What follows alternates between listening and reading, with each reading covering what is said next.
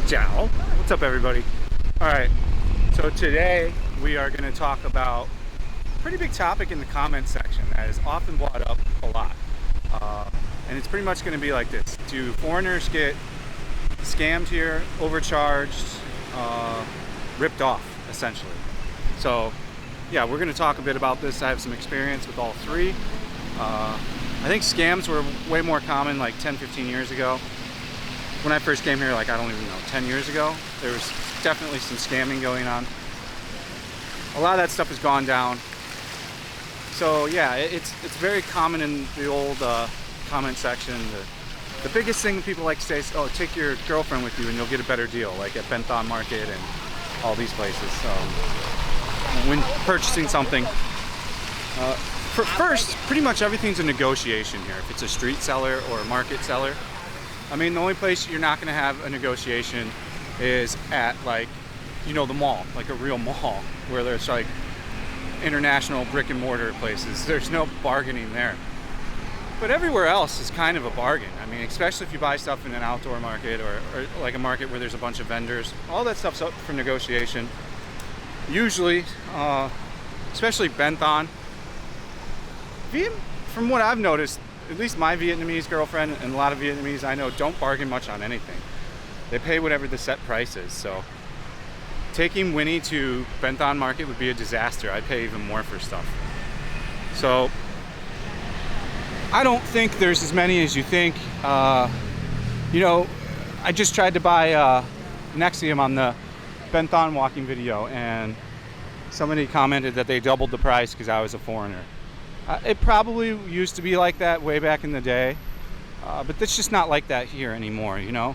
Like, especially like medicine that place decides what they're going to sell it for. They put a sticker on the front that says what it costs per individual pill and what it costs for a box, and that's how it goes. Like, I get the best deals when I go to all Vietnamese neighborhoods. Like, I buy my Nexium at this place in District 7, or at multiple places at District 7, in a completely 100% Vietnamese street. And I pay like $2.80 for a box of 28 40 milligram AstraZenecas. It just depends on how much that place wants to make profit off that. So, you know, that place in Bentham that I stopped by, probably no one around there even buys Nexium, and they probably had that one box for a long time, so kind of makes sense that they would go higher on the price.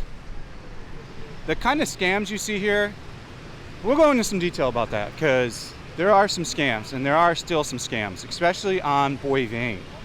One of Boy Vane's favorite scams is to, if they see you're getting drunk and they see you're doing a lot of balloons, they are going to start to overcharge you and double charge you for things.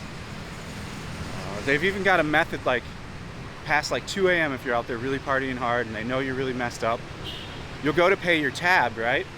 And all the places there should accept credit card, right? So you'll get out your credit card because you know you want your points or whatever, and you'll go to pay, and they'll go, nope, no, credit card machine's broke. They'll play this big game dance where they're like, the credit card machine's broke, can't take that. And then you got to go to the ATM, which is like the HSBC there, which is super high rates for foreign accounts, and they make you pull out money and pay. And then you're like, whoa, my bill is $5 million. I didn't. And then there's no contesting that. There's no one to call. There's no police to bring over and go, well, I didn't pay that. Even though there's a bunch of CCTVs, you can go, well, I want to see in the CCTV footage that I actually bought all this stuff. And they'll be like, oh, it's broken today. We didn't know, you know, it's been broken. It's broken today. There's no footage to look at. You have to pay this.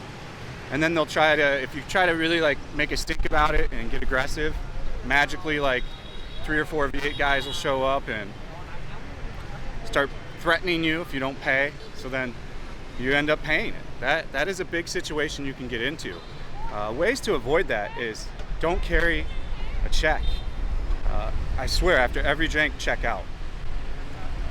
You get what I'm saying? So like, if you're gonna buy a beer in a balloon or a couple beers in a balloon, every 15 minutes, like, get the bill, check the bill, and pay it. And then you will have no trouble with them trying to like overcharge you a fee and then extort you for the money when you question it. This has happened to a lot of people I know. This has happened to me one time way back in the day. I made a pretty big stink too, but I didn't feel like getting in a fight over it. It wasn't worth it. But that is a very common scam that they run in the bars, especially if they see you getting drunk and you're there a long time. So if you are gonna go to the bars, you are gonna drink, get your check like every 15, 20 minutes, check it over, pay it, and then just keep repeating that process, and you shouldn't have any problems whatsoever. And never get too drunk out by yourself. General rule of thumb, if you're out totally solo without any friends, go home around 1:30. Even if you're having the greatest time of your life, because nothing good happens after 1:30 to like 4 a.m. You run into a whole bunch of different scenarios that can happen. Say you have a good time, leave, go walk home, and you only live 15 minutes away. Dude, if there's 3 dudes or a couple dudes that see an opportunity to come grab your bag or rob you, they will do it. Especially at like 3 or 4 a.m. because there's no police around. So they know they can do whatever they want. And then even if it does happen, there's really no one to report to, and most of the CCTV cameras magically aren't working if you ask the police to check footage. So these are big things you have to consider, especially if you're a guy. For a woman, even more so, if you're out by yourself, go home like before midnight. I would always recommend, if you know you're gonna party late, go out with a group of friends, a large group of friends, at least 2 or 3 people, and you're gonna have better luck, Make sure you don't get super drunk either. You need to be aware, cut yourself off so you don't get in trouble. If you're enjoying this video, it would really help if you smash the like button. It really helps the algorithm for my little channel. I appreciate all of you that do smash the like button. You guys are awesome. I appreciate you all that comment as well. You guys are all awesome. And subscribe if you haven't. If you want to see me go live on streams and see all my videos right away, you'll click the bell for all, and then you'll get notifications for everything that I put out. Okay, so let's continue on with this vlog. Other scams you'll see is like these are gone now. COVID's completely wiped out the rickshaw guys. But those rickshaw guys, there's like a guy, an old guy, and he'll pull you along on like a little lay down thing, like give you a little tour. It's highly overpriced. It's not worth it. Stay away from that altogether. There's no need to take that. All those guys are pretty much quit. You rarely see one now. There used to be so many of them pre-COVID, but they all relied on tourists. I've never seen a Vietnamese ride one, so if that explains it to you, just stay away from those. There's absolutely zero need to ever use one of those. I don't see the reason why you would need it. And as far as like bargaining, like Bentham Market, they don't pay much for that stuff. They pay $10K to $30K for most of the products. The shirts, the hats, the bags, sometimes they can pay a little bit more, like the Fendi knockoff bag and Gucci knockoff bag, stuff like that. But yeah, you need to negotiate there. There's no point, like I've seen tourists there when I used to shoot like all my videos that were popular way back in the day, like a year ago, or like me going to Bentham, like when it was crazy, when there's like 5,000 people in there walking around. And I would hear like tourists getting quoted prices on shirts of 1 million dong. That's insane. 40 bucks for a shirt? That's really insane. So like, and I was watching some of them pay it because like they didn't know any better. And in those kind of scenarios, everything's a bargain. Like if you go to the markets in like District 5 or 6, for example, those are set price. So there's no real negotiating there unless maybe you buy on a bulk. But for the most part, that's set price. But their prices are like appropriate. Like a hat at that place, at one of the proper districts where it's all Vietnamese, is like 60K, 70K, 80K. Hello, xin chào. So like, they want to be on. You can tell when people want to be on camera. So they'll set the price properly. Like the Hawaiian shirt, if you buy it like in the District 6 market, it's 80K. It's 20K cheaper than what I can pretty much get it for. I can get stuff actually cheaper than what you see me get it on camera in Bentham. So yeah, you gotta just be aware. Try to bargain on most things if you know they're bargainable. Learn the prices of medicine, so if you're at a random place and they want too much, that you can just pass on it and know that you can find it somewhere else. The next thing we're going to talk about is taxi drivers. So this is again going to be a correlation with you're visiting here or you're new here and you don't know anywhere really like where anything is. Your bearings are zero, right? So like if you go and get like a taxi guy, I had this happen to me one time on Boivin, and I lived 12 minutes from Boivin, but I was just shattered. I was shit-faced. And I was like, yeah, take me to Ho Hao Han, the street I was living on. And he's like, okay. And I was pretty wasted, so I was like jacking around on my phone, not paying attention. 15 minutes later, we're in D2. I'm like, what are you doing, dude? I'm like, you know where Ho Hao Han is. The guy was trying to jack up the bill for the taxi. So like, I had just started dating Winnie then. So I called Winnie and I was like, this guy's trying to rip me off. So she gets on the phone. The guy totally knows he's like caught. So he immediately drives back. And then I'm like, the bill was like 200K. I'm like, dude, I'm giving you 50K and you're lucky that's all I'm doing and not making a stink and calling your boss and telling him what you tried to do. And he was like, okay. So, I mean, that scenario happens. Another scenario you can see is like freelance motorbike guys. They'll also try to do the same thing. They'll try to take you routes that are way out of the way. They'll try to charge you a bunch. Some of them are really great. Like the guy I met at the airport, Son, that always drives me back from the airport.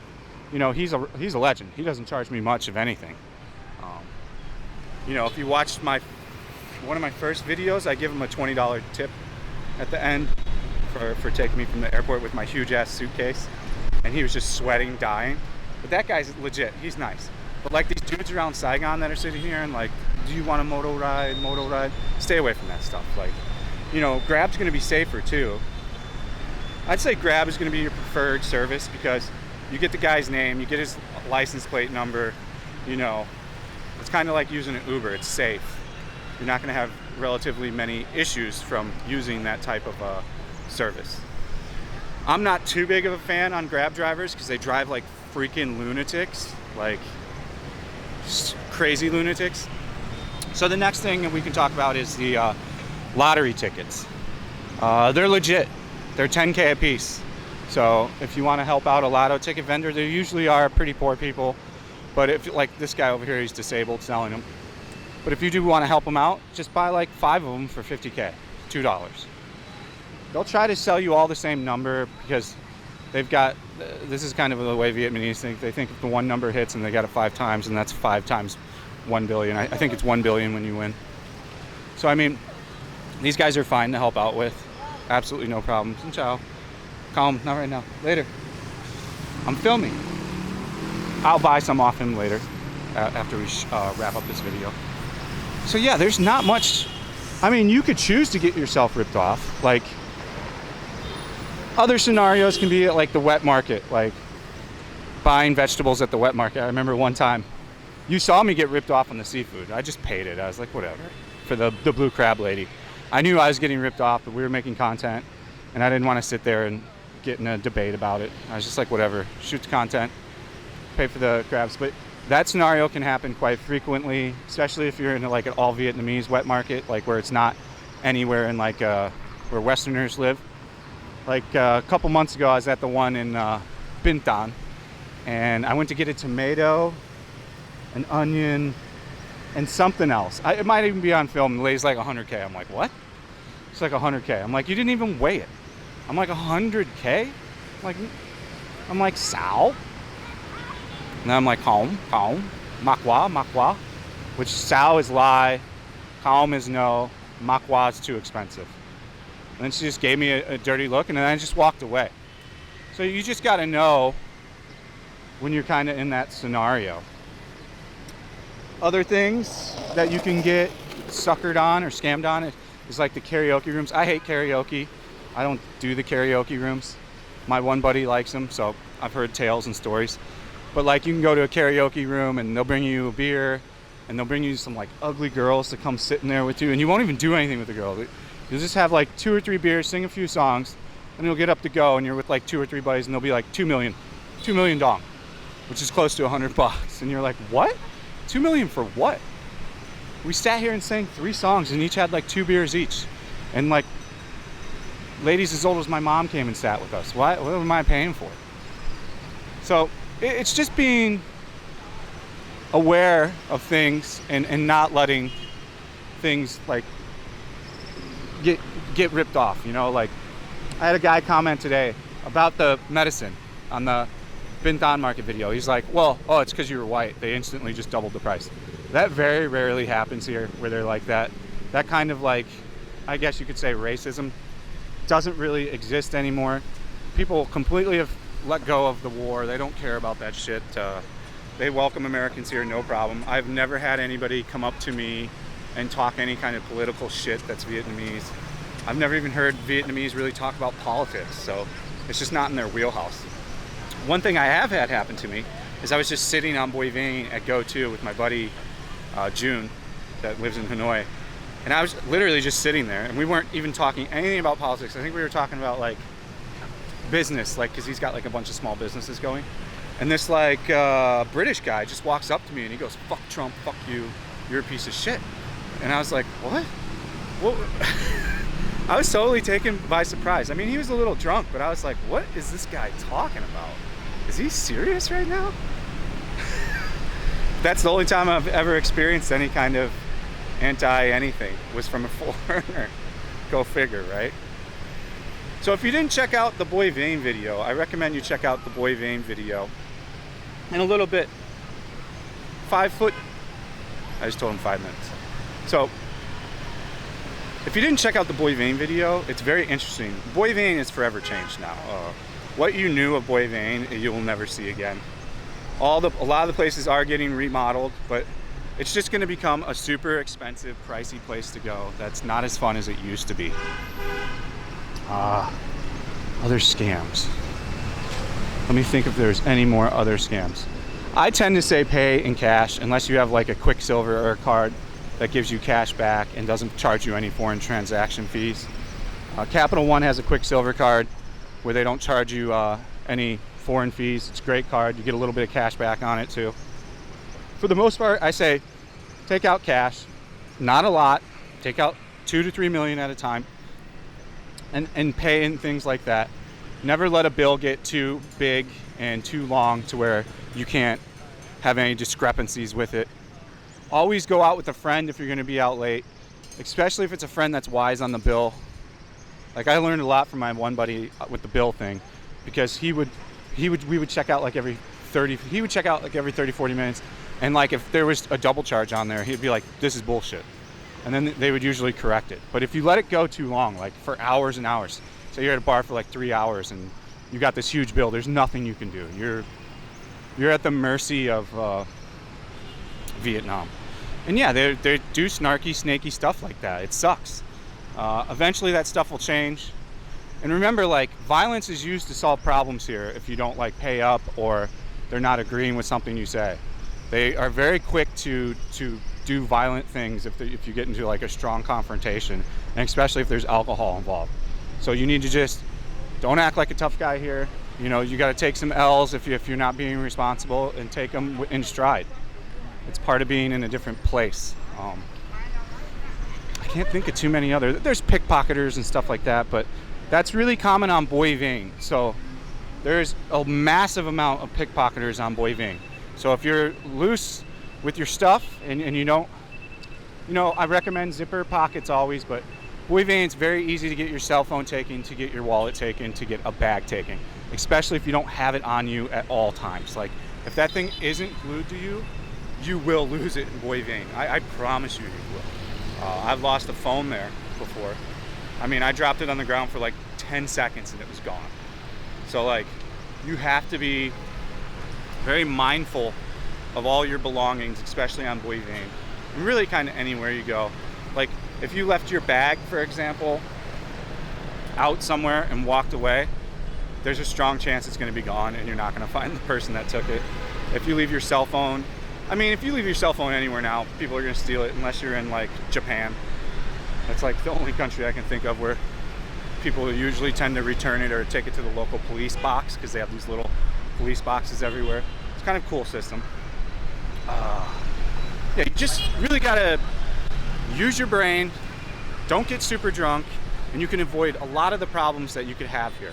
That's really the takeaway from this. Oh, we got Some modeling going on over here. Get it, girl. Maybe she can be the thumbnail. Let's wrap her around and see if I can get her on thumbnail goodness. We'll make it look casual. It's all about the thumbnails now. So I've been starting to edit the thumbnails. Let's see.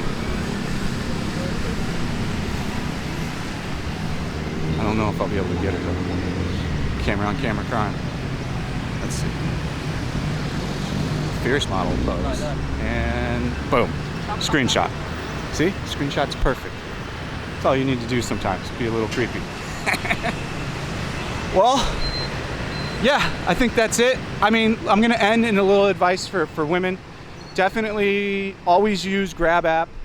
Don't go out by yourself without a couple of girlfriends if you're gonna be out past 12:30, 1 a.m.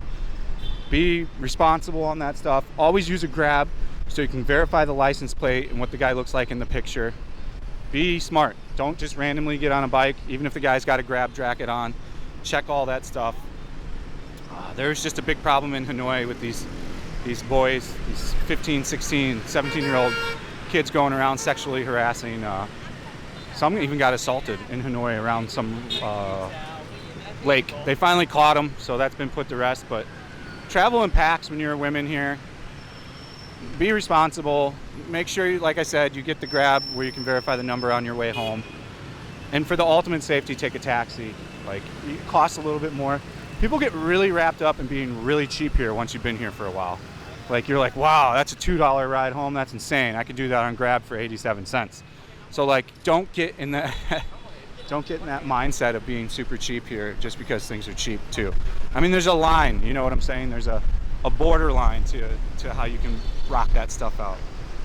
I'm just trying to give you the lowdown on what I've learned and what I know from being here. I will make more of these as I encounter more scams or remember more things.